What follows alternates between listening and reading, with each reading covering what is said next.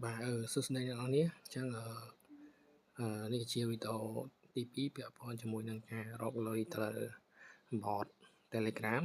អូខេអញ្ចឹងសម្រាប់វីដេអូមួយនេះគឺយើងធ្វើពាក់ព័ន្ធជាមួយនឹងរបៀបក្នុងការ share Facebook បានលុយបាទឥឡូវយើងកុំឲ្យវែងឆ្ងាយយើងចុចពាក្យថា share Facebook បានលុយមកអូខេមកដល់កន្លែងនេះអ្នកនរធ្វើការចុចពាក្យថាចាប់ផ្ដើម share អូខេអញ្ចឹងមកដល់កន្លែងនេះអ្នកនរធ្វើការចុចទៅលើ link មួយនេះបាទចុចទៅលើ link មួយហ្នឹងមកអូខេយើងរងចាំតិចមកបាទអធិស្ឋានមិញបន្ទាប់ពីយើងចុច link ទៅឧទាហរណ៍ថាអ្នកឲ្យឃើញវីដេអូមួយណាឧទាហរណ៍ឃើញវីដេអូមួយនេះ share វីដេអូមួយហ្នឹងមកបើសិនជាឃើញវីដេអូផ្សេង share វីដេអូផ្សេងមកណាអូខេអញ្ចឹងយើងគ្រាន់តែចុចលើវាមួយមកបាទហើយយើងចុច share now មកអូខេបន្ទាប់ពីយើង share ហើយយើងចូលទៅកាន់ profile របស់យើងមកបាទចូលទៅកាន់ profile របស់យើង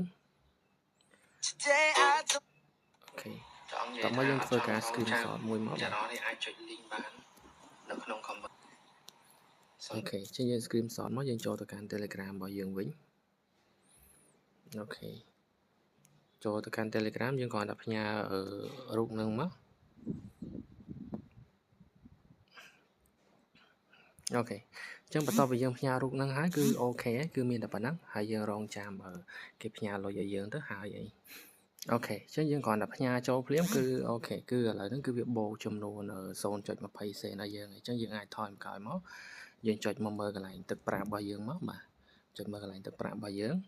អូខេអញ្ចឹងអ្នកនឹងឃើញចំនួនលុយចំនួន 0.20 សេនមកហើយអូខេអញ្ចឹងវីដេអូមួយហ្នឹងគឺមានតែប៉ុណ្ណឹងហើយកុំភ្លេចតាមដាននៅវីដេអូក្រោយទាំងអស់គ្នា